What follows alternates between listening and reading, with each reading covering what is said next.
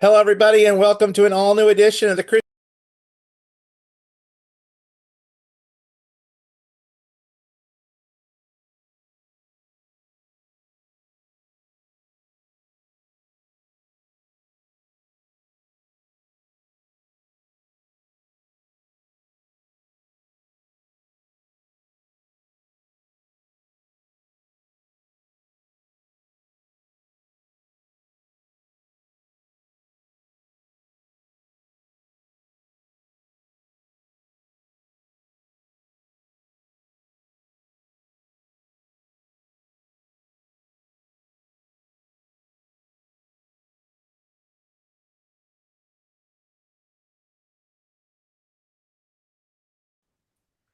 Hello, everybody, and welcome to an all-new edition of the Christian Media Spotlight Podcast. Neal here with you.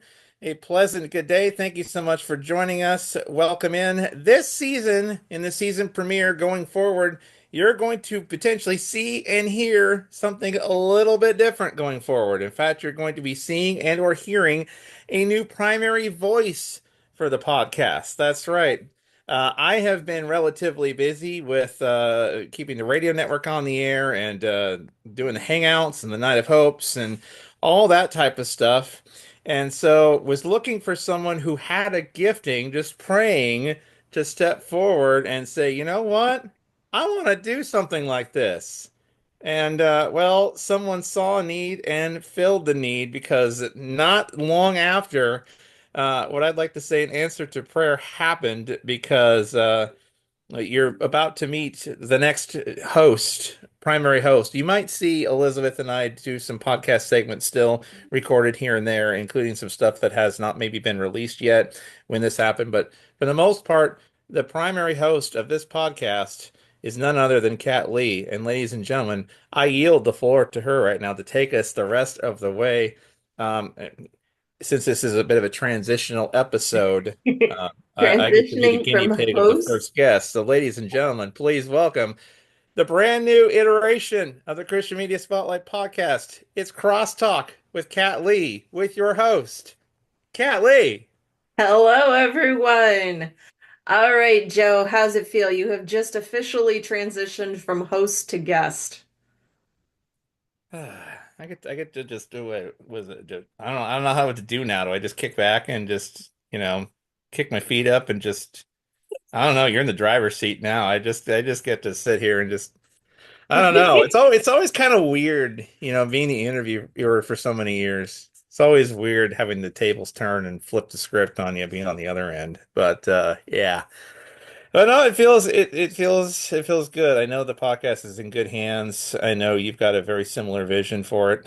As far as conversations, you're going to be bringing on guests from all sorts of genres and walks in Christian media, and so I'm interested to hear the conversations and to hear all the stories that are about to take place from not only from some of our regular people who appear on here, but also some from your circles as well. Yes. Yeah, definitely. In fact, my next guest lined up is someone who got me started in worship ministry. So I don't think you guys have met him. His name's George Tift, and yeah, he's the one that got me going. So it's all his fault. But Wait, shouldn't we thank him instead of blaming him? I'll leave that up to the individual. I mean, let's let's be honest. Music is Hmm. subjective. Well, any form of art, I guess, is subjective. Yes, that's Yeah. true. Yes. Now, before we get too far, I also want to take a minute to thank our intrepid producer, Elizabeth Holdhouse, Yes, who indeed. will be joining me on this quest. Uh, Thank you, Elizabeth. Yeah, she's muted. Slightly muted. Oh my goodness. Yeah, I think just real quick going through how this happened is a huge God story. I was hosting Red's Room here a few weeks ago, and you just happen to pop on like you usually do. It's not, it's not totally unreal or unusual. What was unusual was the fact that I was able to stay on the after party as long as I had. Um, because usually I've got to get up and go to church in the morning. And that week we were canceled because of a snowstorm. So we're just hanging out in the after party, and you were like, "Hey, how about helping me host the next night of hope?" And so that got us, 2 weeks later. But while I was hosting that Reds room, I had the thought, I was talking with one of the artists, and I was like, wow, I wish I had more time with this person. She had some fascinating stories. I could tell there was a lot more there to get to. And in Red's room, we just get that short little 20-minute. Of course, with you and me, it's Uh, 45 minutes. But and then you get us both in the same room, and then Red's really in trouble. Yes, exactly. Exactly. You throw Elizabeth into the mix and yeah. Anyway. But I was just thinking, it'd be really nice. I enjoy listening to conversational podcasts. Um, so I was like, but we don't really have, to my knowledge, we don't really have that for Christian artists. So and there's so many out there, and there probably are a couple with the national, but I just haven't found them. But the local artists, what do we have? So I was like, I should start a podcast. I can do that, right? I can do that. I Why have no not? idea how to do that.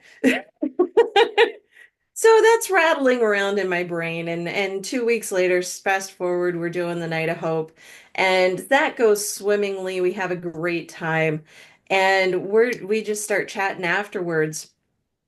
And I almost didn't say anything. I had almost talked myself out of it by that time because about 2 weeks had passed, and that's what I do. I have these ideas, and then I talk myself out of them because I don't know what I'm doing at all.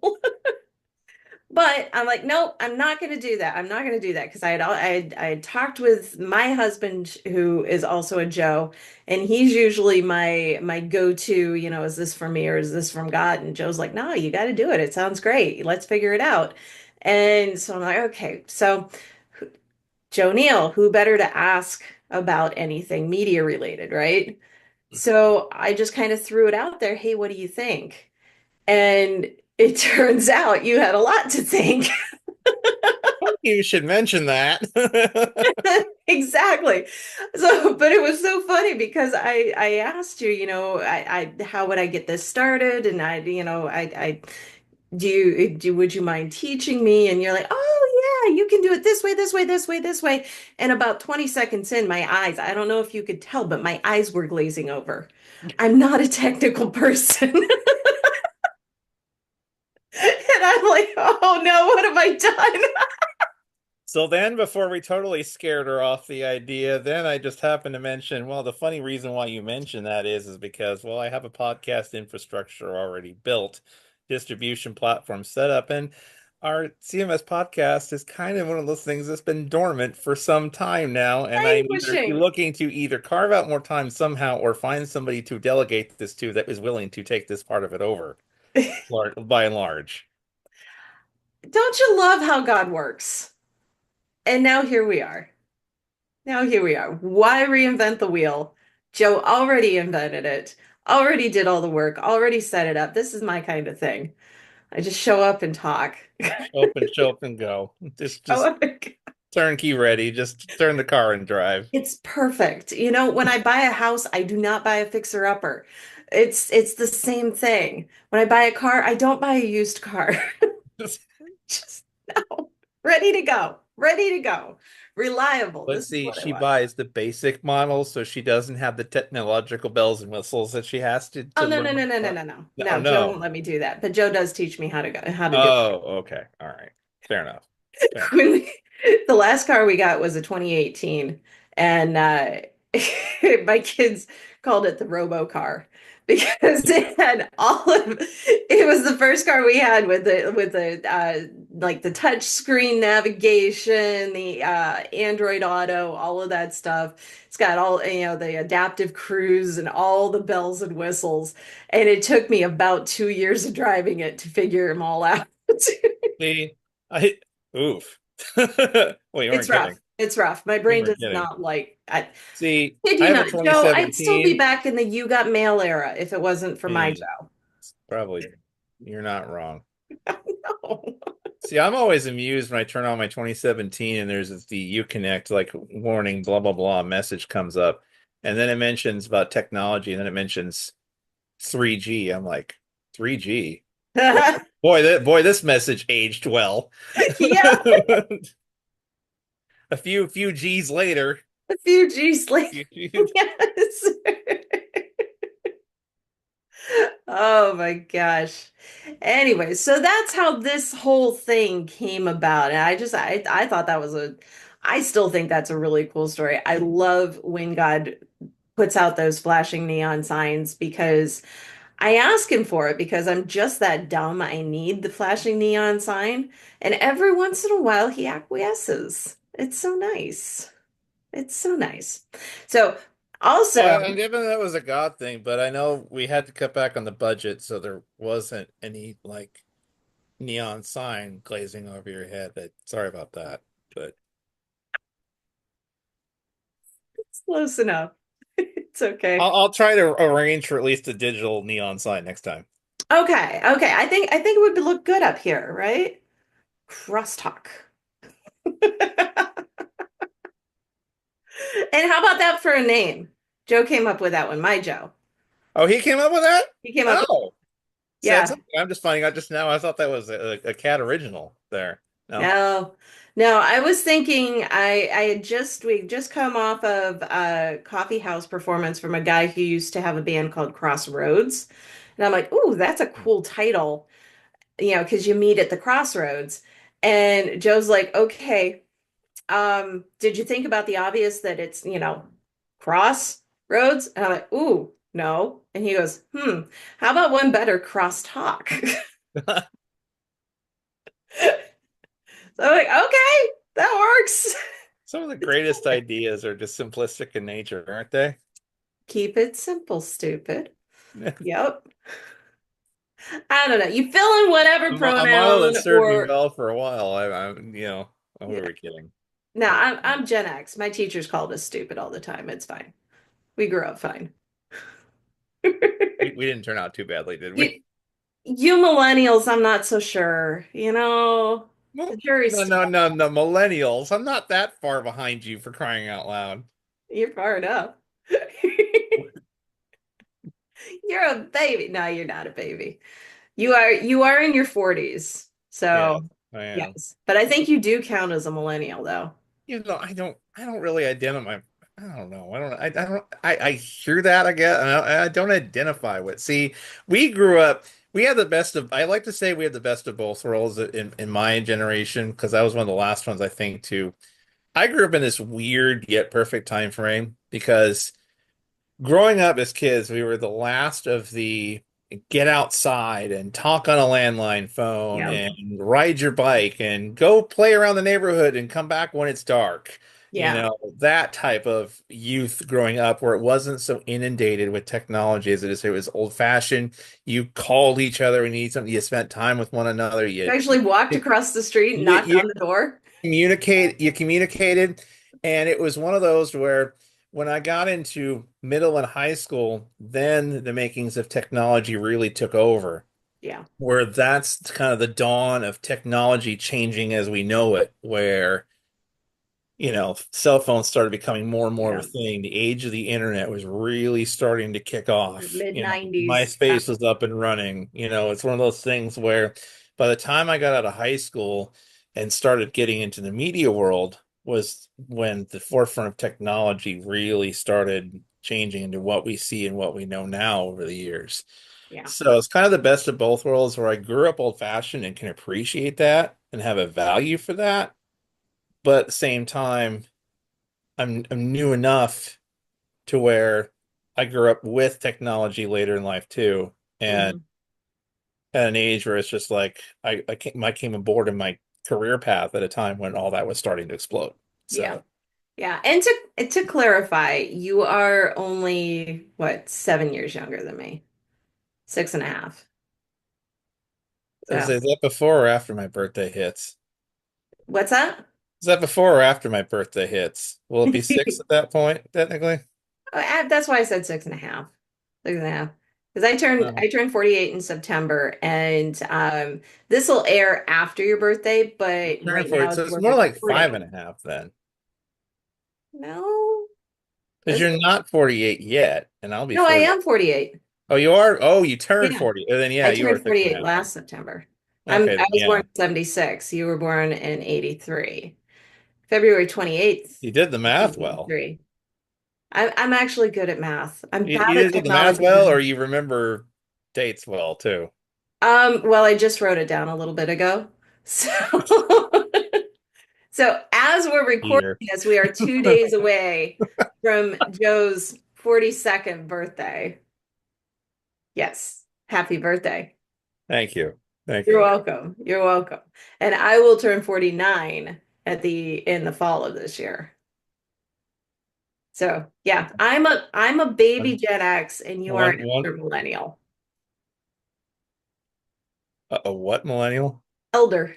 Elder. That's what I thought you said. Like elder millennial. Is that like Yes. a Yes. See, so my if you tell so brother-in-law if you who's tell a millennial to respect their elders, it'd be me. yes, exactly. Oh. Exactly. You are the millennial generation, you are part of the millennial generation who is now in their 40s. See, where is the official cutoff for I've millennial? heard And it who different decided that anyway? places. I've heard it different places. I've heard it anywhere from like 1980 to 1985. So you are in that gray area. 80 was the cutoff. See, I thought 80 was the cutoff too. 80. Yeah. So me in 76, I'm a baby Gen Xer, but I am definitely a Gen Xer. I was a latchkey kid and everything. Yeah, you were high schooling in the 90s. Yeah. Yep. Yeah, Yeah, where graduated in I 94. graduated at the turn of the century. So, Yep. yeah. Yeah. See, I was married and had a house at the turn of the century with a kid on the way. Oh, well, you overachiever you. No, I just started young. That's all. When you meet your husband when you're 14, by the time you're 21, and you've been together forever, and you might as well just get married. Oh, you had already had a number of years in at that point. That's Oh right. gosh, yeah. Yeah. Yeah, Joe and I have been together, well, do the math. Did I say I'm 48 or I'm 49? I'm 48. We've been together for 34 years now. We've been together longer than Elizabeth's been alive. Which is easy because she's only 12, She's right? she's older than 12. She's like a good solid 15. Okay, all right. Wait, No, not sweet 16 yet, though. not yet. No. Okay. I don't think I trust her with my car yet. We can barely trust her with a golf cart. We love Elizabeth. Oh my gosh. We love Elizabeth. Okay. So I want to know, inquiring minds want to know. Aha. Now we're getting into the meat of why we're here. Got Joe Neal on the hot seat. I'm taking advantage of this. I'm I sure you told are. him the other night, I'm like, I've been working with you for how many years now, and I didn't know how you got started. So what Was it happened? has What it been was your 5 journey? now? How did God work in your life to get you going in this stuff? The media stuff in general.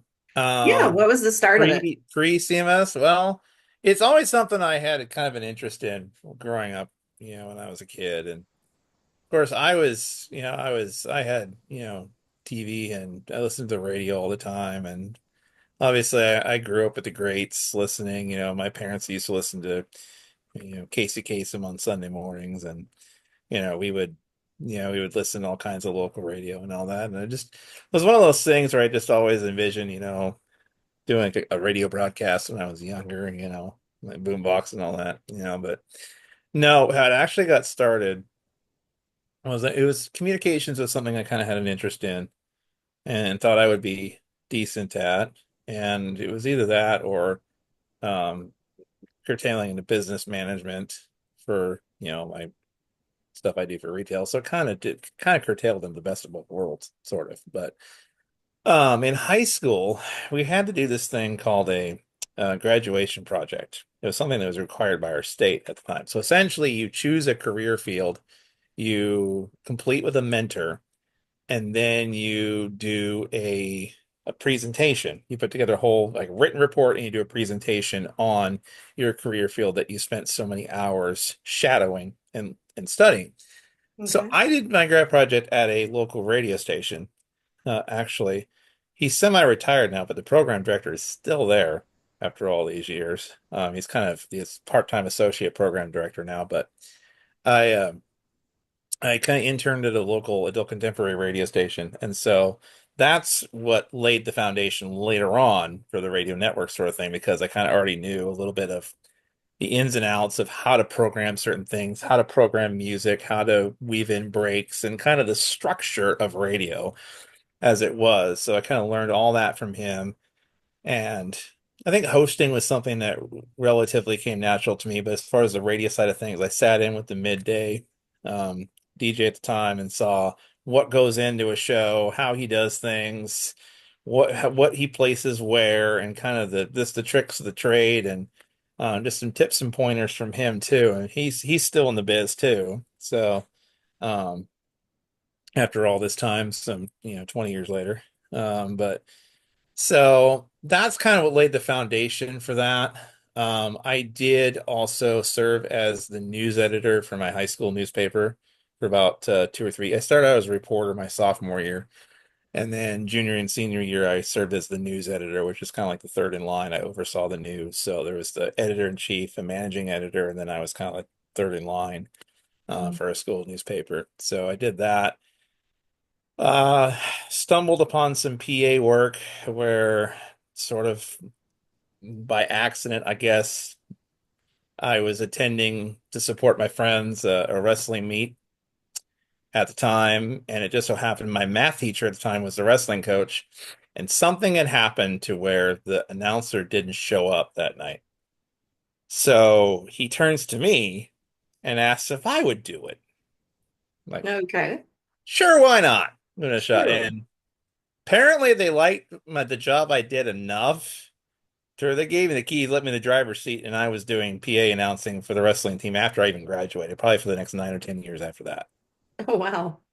Public address announcing. And then what was the funniest thing is when my kid opened a brand new middle school, because it had just opened when he entered seventh grade, he went into doing wrestling as a winter sport.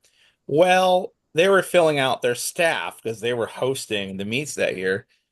One of the needs they just so happened to need was a wrestling announcer, and his advisor was the wrestling coach. So my oldest pops up. He goes, well, my dad's done it before. I'm sure you could ask him. So I got the call. I come in and do it, and needless to say, I've been back doing it at the middle school level for the last probably 7 or 8 years now again. So, it's just throughout high school, I could see where the things I was doing, even back then, from public address announcing to radio interning to, writing news stories, all of that laid the foundation. Taking mass media courses, staying up on technology, all of that laid the groundwork for what was going to happen later on in ministry that I had no idea how it was going to come together at the rate that it did. Hmm. Now, were you a Christian in high school or did that come later? Yeah, funny story behind that too. Yes, I was a new believer in high school, actually. I went to church sometimes, like with a relative and stuff. I think my parents were believers, but they weren't, I guess, they weren't big on attending church believers, but they believed, you know. Hmm. And I would attend church every once in a while because of just funerals or weddings or holidays or some sort of occasion where, you went to church.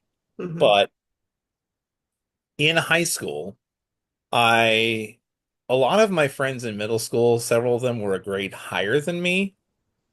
So eighth grade, I was kind of finding people all over again. And then ninth grade, I was just kind of feeling my way for the first several weeks of high school. I'm sitting down in the lunchroom, and this guy, I'll never forget him because he will probably, I lost connection with him after high school. He'll probably never know the foundational groundwork he laid. Hmm. There was this guy named LT, and he sat down next to me at the lunch table, and he befriended me, and we got to talking, and we hit it off really well, and all this type of thing. And he was telling me about, you know, Bible school he's going to and all that after high school, and he was just telling me about all this type of stuff. And then before you know it, I got saved at a lunchroom, at a Seriously. public high school lunchroom cafeteria. No joke. Okay, that is extraordinarily unlikely. So if you think that good things can't happen in a public high school, I can tell you once in a while they do. Well, Uh, I'm God pretty is positive you everywhere. can survive a public school system and do just all right, you know. But yeah, and so it probably was after high school where my walk and finding a church and stuff really got serious Hmm. and really turned a corner to where it's dedicated as it is now. But I mean, I got involved, I think, sophomore year in my school's we had clubs. So I before you know it, I attended in sophomore year and then junior, I think junior and senior year, I think I was ended up being vice president and then president of the Bible club. Oh, wow. So I did that as extracurricular in high school as well. Like I said, after I got out of high school, I think, really got plugged in to a local church and kind of the relationship with the Lord really got serious and started taking off from that point. So were you thinking at that point Christian media, or were you just keeping your options open and going No, wherever you I could? got surprised by it actually when this came about because I think then at that point I was still doing a lot of media and out kind of in the world sort of thing, and I was raising a young family at that point in time. So I was just kind of How old were you when you got married? I was 20. Oh, wow. I was 20 and first kid at 21. So that kind of changed things in a hurry where I had to pivot to career dad, uh, Yeah. raising a kid. So some of that stuff kind of got put in the back burner. Did you finish Yeah. college? Huh? Did you finish college? No. As a matter of fact, I took some college. I took some. I was going for I was getting my general stuff out of the way. I was attending Pierce College up here in the local area. So I was getting a lot of the general stuff out of the way. And after a semester or two, I kind of had to stop for several reasons. One, because young family, I Hmm. needed to focus on, career path, Yeah. make money generation, provide for the family sort of thing. So I had to put that on hold. And then I knew I just personal standpoint, I know people do it and they're willing to do it. I at that time wasn't willing to start my family off in a boatload of potential debt. Yeah. So it was just wasn't something I was wanting to do to start off on that kind of wrong foot, Hmm. you know, and so I had just decided the best decision at that point is stop. And if I got led back to it, then I'll go back to it at a certain point. And if I do well enough, okay, without it, then, you know, Then you but, never needed it to begin with. I stopped for a while at that point and I pivoted towards raising a family. I still did some stuff, like I said, I still did some stuff on the side media wise, you know, Hmm. but it wasn't until a few years later that the rest became history, as it were. So the media has always been kind of a side hustle, so to speak. Yep. It never was a primary hustle because one, after all these years, I haven't really found out how to monetize it enough to the point where I could just stop my day job and quit working. Hmm. I haven't been able to generate that kind of income out of it. And I never really did it for the money. I did it because I didn't want the money or any other really motives to dilute the message that I knew needed to happen with Hmm. the platform. So that was first and foremost. Hmm. Um, I have been blessed in the fact that up to this point, I've had a decent day job that has provided the lights on, the bills, all that type of stuff. Hmm. And so could it someday? Sure, but I just would hate to say it, money kind of makes the world go around, sort of. So I would need to generate some sort of steady income with this if it were ever to go that direction for me to either step down to part-time or focus on this completely. I would need to turn it into a career and a full-time hustle. But until then, I'm at a job where I've great insurance, great flexible time off because I've been there so long. So I get enough time Hard to off give where, up. Yeah. yeah, I've over 5 weeks vacation a year. So Gosh. yeah, over 5 weeks paid vacation a year. Most every holiday off. We get 7 holidays that were closed a year off. So that has allowed me the flexibility to be able to do what I do and I love to do on the side. And so you God provided the balance in it Yeah. all in the end. Yeah. So tell me how you got involved, how you got the media stuff, the Christian media spotlight. How did you get going into that and start from the beginning? I'm gonna do 5 second break. I forgot to plug in my laptop, so that's for mental. Oh, the story of how it began. So the year was 2007, start date 2007. So as a matter of fact, this month, February, was 18 years ago. Um, that it started almost this very month. It was I remember it was just after the start of the year in January. It could have been before that, slightly before that. Uh, my pastor at the church I was going to at the time had asked me, pulled me aside, knew I was involved in some communications stuff, knew I had an interest in it, and had asked me if I would be willing to be appointed the executive producer of their weekly church program. I was like, wow. I was kind of caught off guard, but after a little prayer, I was like, yeah, I was like, sure, if I'm equipped to do it, and sure. I said, one problem. I said, it just, I have not really seen much of the shows that have been taped before the other executive producer stepped down to know, look and format and all that. Mhm. All I remember them saying was, good. I don't want you to.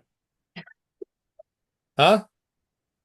I don't want the look and format of the show in the past to taint or influence the direction that God's going to have you take it going forward. Cool Fair enough. answer. Fair enough. All right. So that first few months after this daunting test, first few months was building opens, building intros, building just a framework and a format that kind of evolved. And over the course of this next year, the look really kind of the consistency, the look changed probably twice in that by the end of that first year to the look that had kind of stayed constant for that show for much of its run. I think when it adapted to HD, the look changed one more time in the logo, but by the end of the first year, that first year was really just getting the format down and consistency and all that. And so So we what was that show like? I mean, it basically was what a lot of this is before the era of live stream really got started. So Mhm. essentially, it's what a lot of churches do with their live streams every Sunday now. It basically consisted of the message, a television taping of essentially that week's message.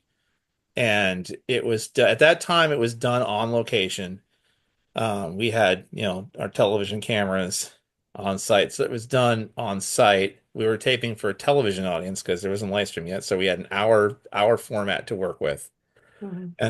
And then later on, starting about 2012, with that show, we did primarily, we moved our midweek services on occasion to the television studio, and we started just for production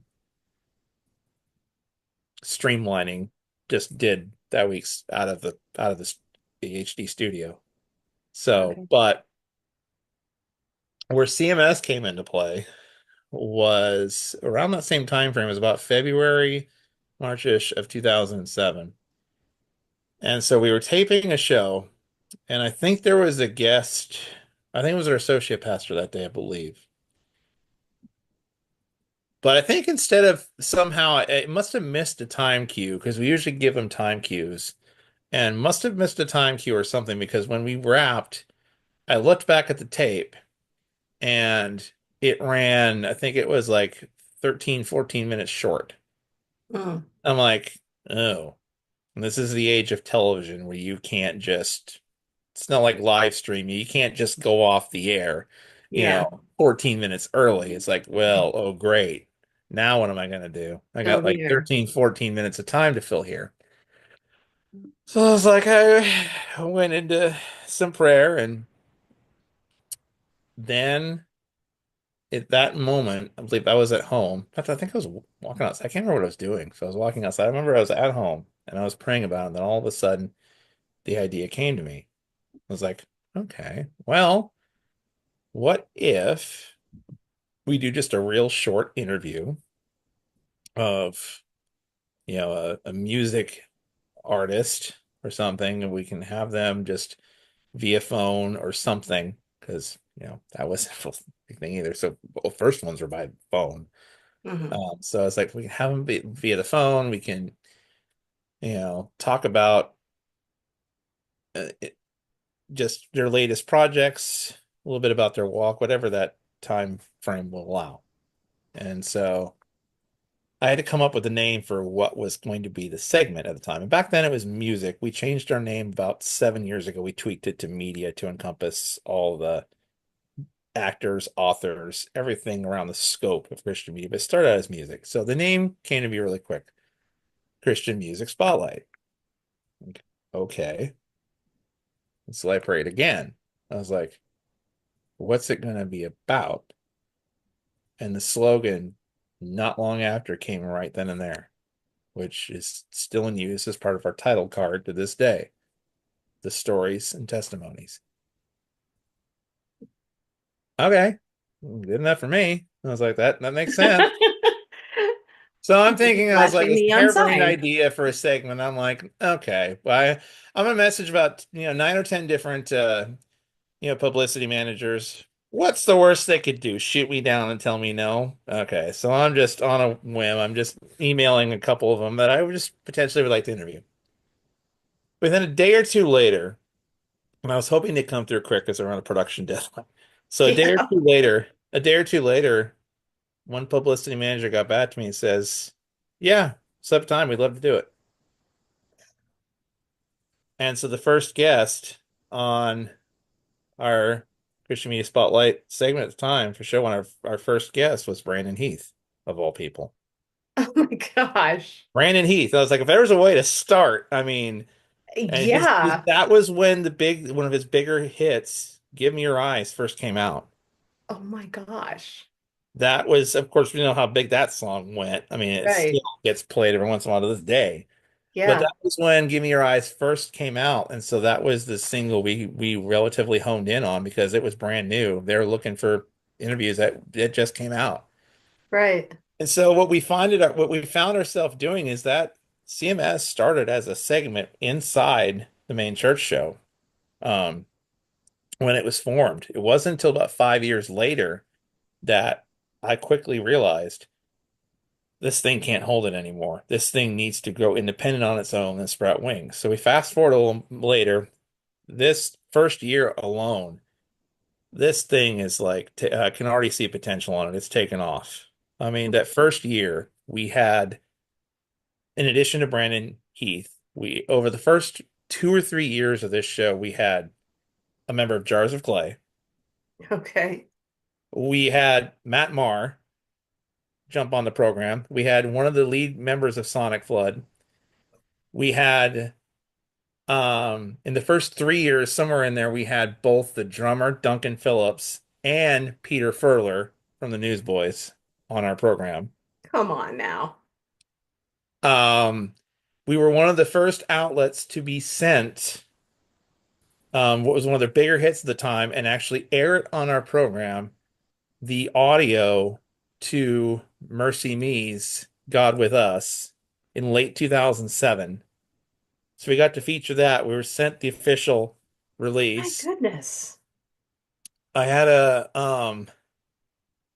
I think within a year later I got a, where she's from the Seattle area anyway. Their publicist sent me a DVD copy of Natalie Grant's Held, which came out about that time, to air on our program. I've got it around here somewhere still. Oh my But goodness. yeah. And then in 2009, this opened the floodgates. We started having yearly specials because in 2009, for CMS, for Christian Media Spotlight, my producer and I, we went to this. It bounced around locations a few times, but it was at the, this is the final year. It was at the Gorge at George. Just fabulous venue up amongst the Columbia River. Our Hmm. Creation Festival was that year. I never thought that we would outlast Creation. I never thought that would happen. But so we were at Creation Festival. We were supposed to interview, or one interview we had booked was with Stellar Cart band at the time. We had set up an interview, and like, let's just do it at Creation. Okay. So as we were taping this interview and as we were finishing up, when we were sitting down to do the TV interview, the publicity team got wind of what we were doing. And they're like, my producer and I were both approached. They're like, so if we help you guys book out your artist calendar with interviews for the remainder of your time here, and we comp you in, would you mind staying and covering the rest of the festival? I was like, we both looked at each other. I was like, sure. So we're quickly rearranging our schedules real quick and securing equipment. So then we got more artists booked, you know, Red and Brian Dirksen and a bunch of other names at that festival. And that turned into a yearly um appearance where, and our favorite grew at that festival every single year, to where we started out in the media compound, and then by our final year there, we were had our own media trailer with security next to the main stage. Oh my goodness. So When these we were artists are like at performing and then so coming right off to your tent. basically, yeah, we Oh had our my. own trailer set up. Yeah. So Wow. by the end of, I know this is long-winded, bear with me here, but No, the end it's of good. 2011, I had realized that this segment was like, this needs to grow. I mean, we have more real estate. We don't have enough real estate to air this content. We're getting bogged down. I knew it needed to go to a show. Hmm. So I worked with the television stations that were airing our program, and I was able to secure a half-hour time slot for Christian Media Spotlight on its own, to fully separate independently. Um, since I created it, I wasn't getting compensated for it. I could take the format with me, and so I Yeah. took the format with me. I gave it a half-hour time slot. So at the start of 2012, January 1st of that year, it became a half-hour television show all on its own. And Mm. for the very first time, it was able to finally independently grow wings and really start to take off. And thinking, well, this thing needs its own theme song and intro. And how that happened, well, at the very end of 2011, we had interviewed Elliot Sloan from Blessed Union of Souls. And I Okay. remembered and we already knew that this was coming down the pipeline. We already knew it was coming down the pipeline. And so his new song at that time, and Brian, his publicist, was one that I worked with a lot. So like he was regularly, and he was one of his bigger clients at the time. And so we were his song that we were promoting at that time, that was the centerpiece of the interview, was a song called "The Only Song." And so we finished the interview, and when I played it back, because we were going to air the music video on the show, Mhm. when I played it back, I was listening to it and I was listening to the lyrics. I was like, oh, that's it.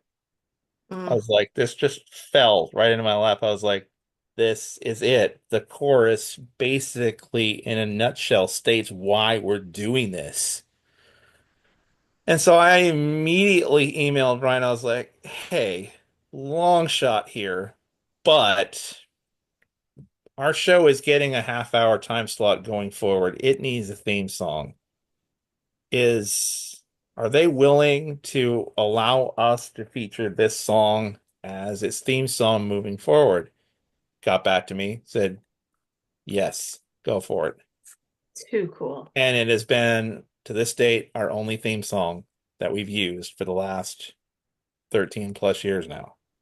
It's Wow. still, obviously, the opening, the graphical intro has changed a few times, but the song has remained the same. I think it's been slightly, instrumentation is slightly remixed once, but it's been the same theme song for the last 13 years. So, Talk we about thought God of, providing. we thought about changing it, but when we thought about changing it, a lot of some of our fan base that had gotten so used to it is like, no, don't do it. Like, okay, just not, just checking. Um, It ain't broke, but don't fix it. Jeez. pretty much is what we learned from that little experiment. So, but we have used different theme songs. So, when we do our yearly festival coverage, we will pick a special festival theme song to serve alongside it every year. But so that's in a nutshell when it really took off, was in 2012. And so that was, at that point, that was still primarily or only television? Primarily only television still at that point, yes, because Okay. social media really had yet to, as we know it, really take off. Although I did notice, I was poking around your We had Facebook a page a Facebook little bit. page, I think, at that point. Yep, you But did. You did. Actually, we're recording this on February 27th. You started that Facebook page 15 years ago tomorrow. no kidding. Yeah, Oh, it was in 2010, huh? it was in 2010, 15 years Wow. ago tomorrow, You're an right before your ex-columnist. I didn't birthday. even know that. Wow.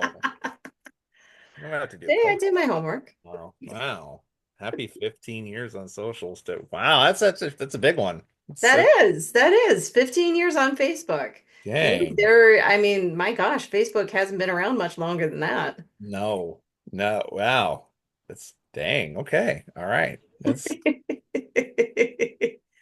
You're right there. You're right there. so yeah, February primarily it was still 27th. because Facebook Live was not even a thing yet. That didn't No. come till a few years later. So yeah, we're still primarily a television, mainly Northwest audience still Hmm.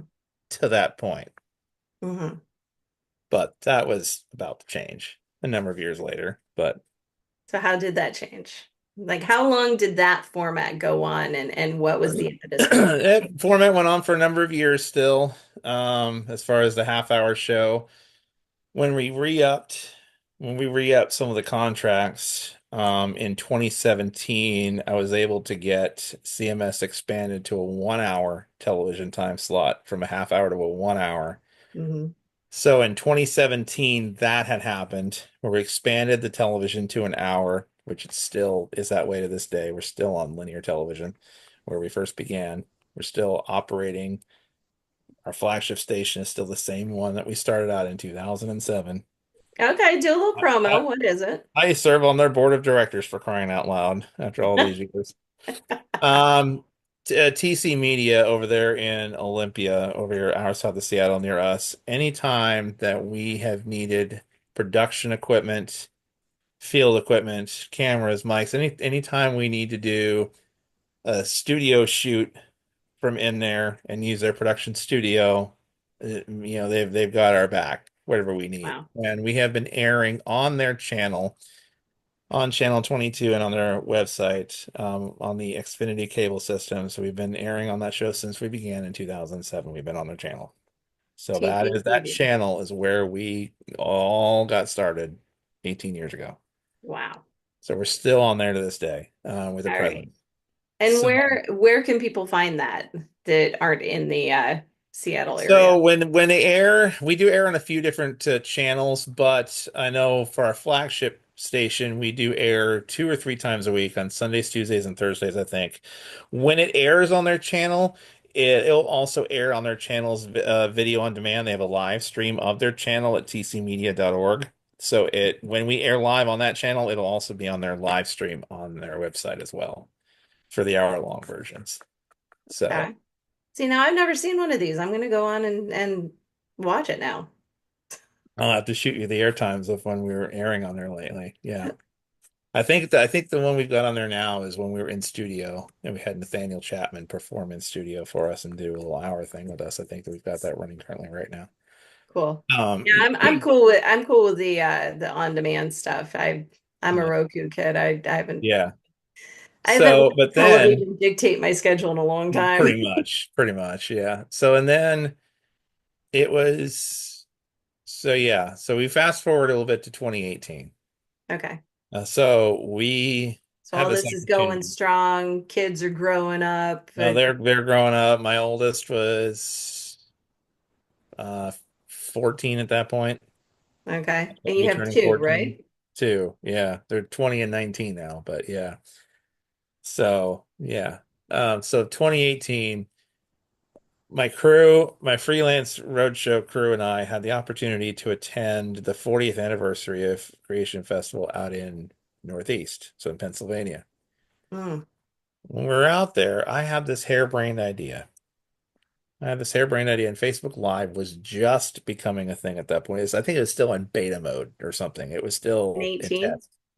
Uh, In 18? in 18, yeah, it Yeah. was kind of in beta mode. It was just rolling out to everybody as a new feature. So trying to stay one step ahead, I'm like, hey guys, so as we're taping this, every once in a while, when we think about it, let's just give a live look in every once in a while from the festival.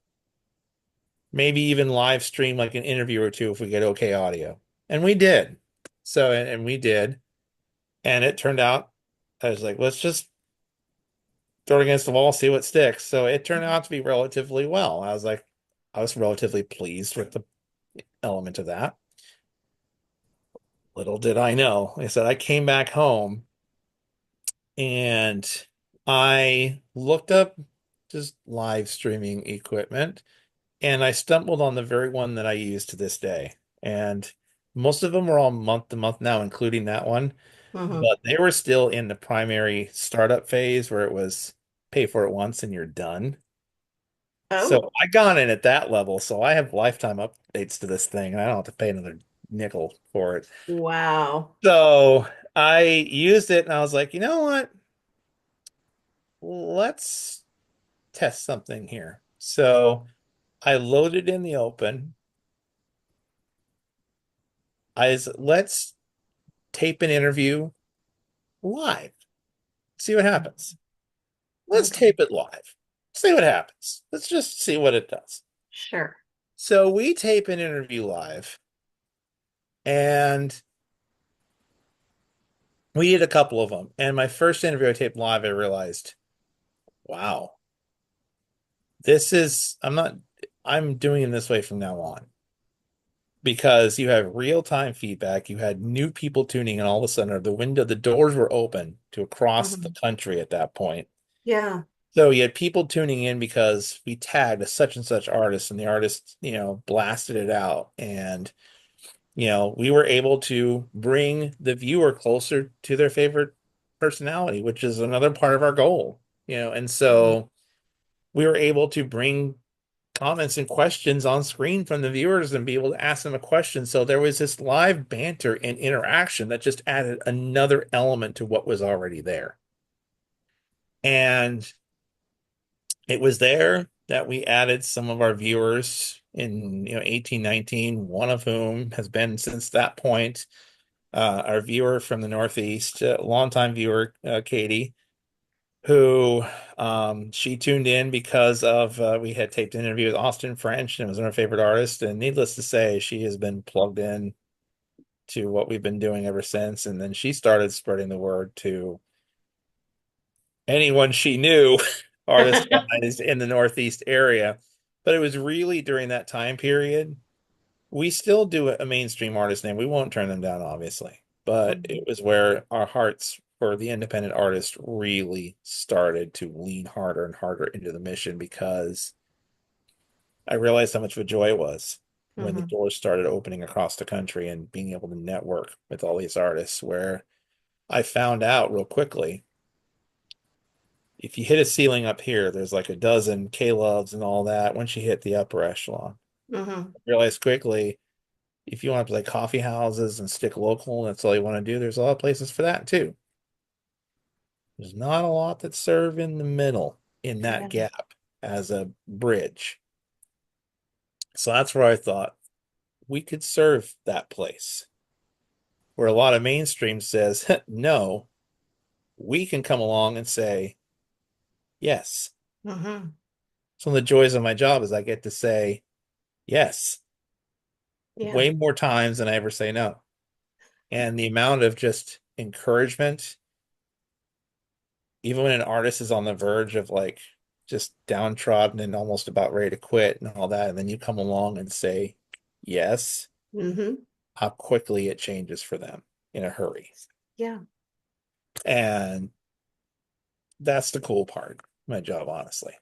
And yeah, and so we started doing that's late 18 on through 19 Facebook Live all of a sudden, and we're open to a nationwide audience. And below it, beyond it started the foundation was really being laid in late 18 and 19 for the jetpacks to really be placed on this thing to take it to the next level. That's what was happening in 1819 is Well, God knew what was coming in it 20. was bracing itself for lift. It was about to happen a year later. So Yeah. Oh my gosh. So in 20, I would imagine everything just kind of pivoted. it really did. We were at a crossroads. I was kind of going through some personal and professional stuff I was kind of going through at that point in time, to where late 19, early 20, I'd found myself entering through a divorce. Hmm. Um, so that was personal hiccup number one. Hmm. But then also as well, about that same time, the pandemic started up. So then what had happened is some of these festivals, like Creation, went dormant, and some of them, like Creation, never really came back. Yeah. And so all of a sudden, as things were canceling more and more and more, um, there were production holes, huge gaps in the schedule all of a sudden. Hmm. So I was like, huh. So I'm kind of surveying the landscape. I was like, well, production wise, whereas Hollywood lost a lot of production time, we didn't. Yeah. Because that was the benefit, is because the groundwork we had done with all that live, streamlining everything in 19, we could just keep on going without missing a day of production time. We just had to lean harder into the virtual element was all we had to do. We just had to keep doing what we'd started and keep just doing it. Yeah. You So, were pretty set. yeah. So I guess apparently God knew what was going to happen back then too, because Of course he 19, we did. were already streamlining it. Yeah. So then in 20, I was faced with the decision with all the shutdowns and everything like that. And I was really just where I was kind of personally and where I was just over here. I was like, okay. Found myself in hard prayer for a bit. I was like, okay, the way I see it, now there's three options here. One, now would be a good of a time as any to say it's had a great 13-year run, time to Mhm. pack up, fold it, bye for now, end of its run. Hmm. And I heard the Lord saying no. Okay. So then I was like, all right, hear me out, Lord. Second option. Second option is we just coast by for right now, not really push on the gas, just enter coast mode, just kind of let it sit for the next year or two. And then when things come out of this on the other side, then we can start hitting the gas and, things pick back up, make a run out again. Hmm. He said no to that too.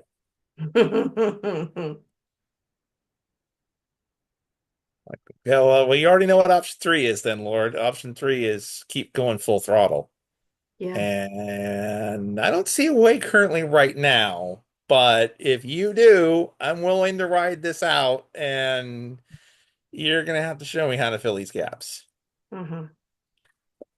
No sooner did I say that. See, I open my big mouth and these things happen. See, um, a few weeks later, I was just brainstorming ways to fill this gap, and then all of a sudden comes the concept for this little series called Night of Hope, Mm.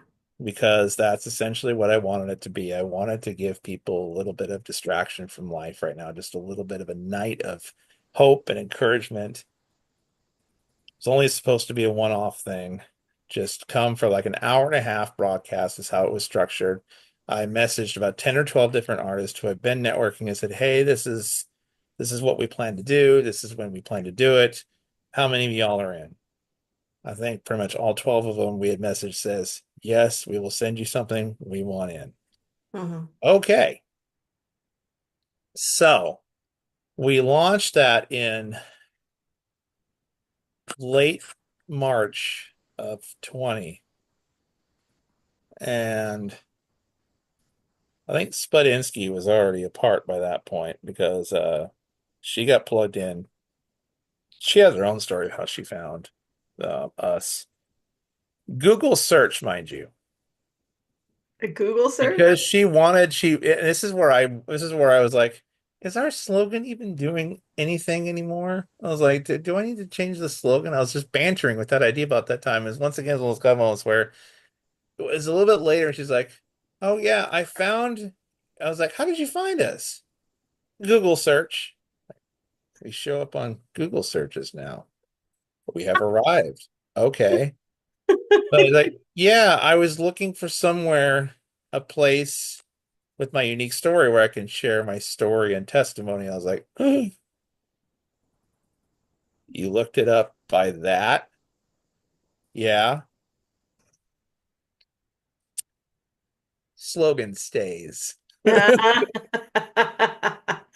not changing it So, ever.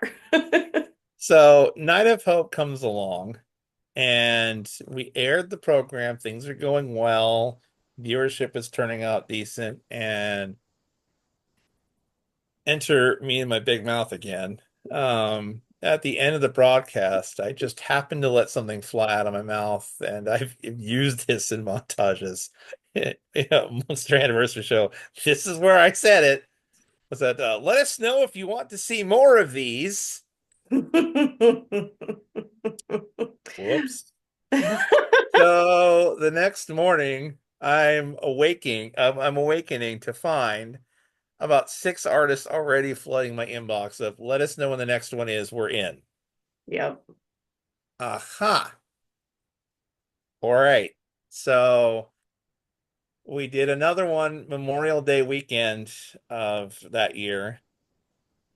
And by then I had a pretty good idea of what was about to happen because my next some of my consultants on staff at that point were like, no, you see what we need to do now is Night of Hope 3. We need to go big or go home. We need to make this like the summer festival of we need to get like all these artists. Like, okay. So needless to say, and that record stood for a little while until one of our multi-night shows broke it. Night of Hope 3 in the summer, I think it was July of that year, had set a one-night record to that point for the amount of artists we featured in what was over just a little over a 4-hour broadcast. We had 46 artists on that night. Wow. By Wow. then, I had a pretty good idea by that point. Yeah, this series is here to stay. Yeah. I know I thought it was just going to be until the pandemic quit, but apparently not either, since next month we will be embarking on the fifth anniversary of that series, which has laid the groundwork for everything that has happened since. And we're coming up on our 62nd edition now in those 5 years. We do one on average probably every 4 to 6 weeks on the calendar. Yeah. Yeah, they're pretty regular. And so that laid the groundwork. Once the Night of Hope series got off the ground, that laid the groundwork for literally everything else, which I could go on about as well, but that laid the groundwork for every door that God had placed to open at that point, and everything we're doing now started right from there. Wow.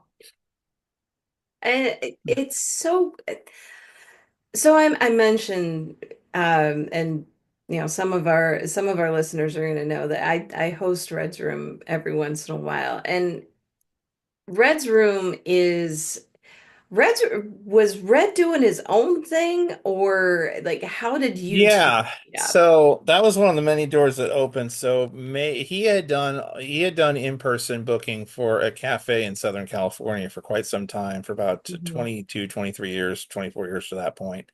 Hmm. And same thing, COVID, it pretty much brought an end to that. Yeah. Yeah, I think he had decided just through different changes that were going on. I think he decided he was done anyway. So in May, first weekend of May in 2020 was when Red's Room was launched. The virtual, as we know it, Red's Room was launched Hmm. about 2 months after Night of Hope debuted.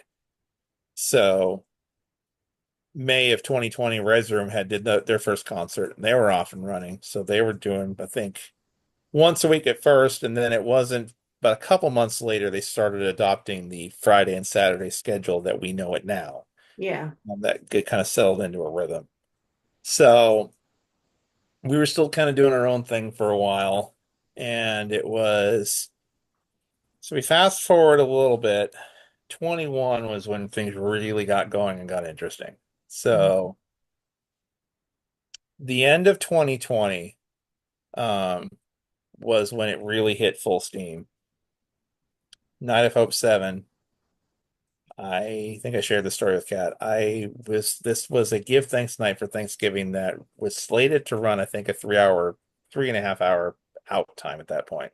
Hmm. And that time period got extended about two or three different times and ended up running close to 5 hours because the audience would just not, they just were eating it up. It was one of those nights unlike anything I'd seen. I was just like, my word. Yeah, this It audience was just doesn't know like, when to go to so bed. I'm entering about ready to finally close out the show. He was like, no. We're finally closing out the show. I'm like, we gotta get out of here. So I'm finally getting ready to close out the show. And the Lord is like, cue up one more song, please. I'm like, or not. So I was like, we're already so far over. Sure, why not? What's one I know. more? It just why not? So as I'm queuing up, I'm producer mode in the background. This whole God talk is going on in my head in the background as I'm queuing up this one song. I was like, what song am I supposed to queue up? He's like, that one. I'm like, hmm, why? What are you doing? Um, it was the very first song that was ever submitted for the Night of Hope series that had served as a closing song for every edition to that point. Okay. Okay. So I'm queuing this up. He's like, there's a reason why I'm having you play this song on a night like this. Okay. Why is that? You remember when you had asked me if you could quit was an option, right? Yeah, I remember that. You remember I told you no, right? Right. Look around you. Look at what's been built, and it already has grown further now to this point than you pushed for years ago, but didn't get to that level yet. You were trying, but it just wasn't there yet. It wasn't its time. Look around you at the community that's here right now. Mm. This was meant for a time such as this. Now it's go time. Like, I'm just left like, oof. I'm just busily trying to hold it together on air. I'm like, okay, where do I go with that now? And so I'm having to come on the next night because I'm having a trouble time. I'm like, for those of you wondering if I was okay, as I'm getting messages at the end of the other night's program, let me explain to you what it was going on during that time. So, No, you were a blubbering mess. oh, Why? I was just, if only they knew what was going on in the background when I was, so I had to come on and explain myself the next day. Mm. So one thing led to another. October of 20, I took my first trip out to the Northeast, to your guys' favorite area out there, to New England. And I just didn't realize how much of a second home that whole place would be. And That was Cafe at the Mill, right? yeah, it was first experience at Cafe at the Mill where I've been like probably 5 or 6 times in the last number of years and always treat us well. And I remember they said, "Oh, by the way, I have to warn you, you're kind of a local indie, personality favorite around here." I'm like, whatever. Okay. I kind of shrugged it off as like, all right, okay. And then I got to the venue that night, and all of a sudden I was talking with somebody. It was like, "Hey, face to the name, like you're here." And then before I know it, I look out of the corner of my eye, like 5 or 6 people, I think, off in the corner of my eye were waiting to in line to like talk to me. I'm just looking in the corner of my eye going, and like, "I told you."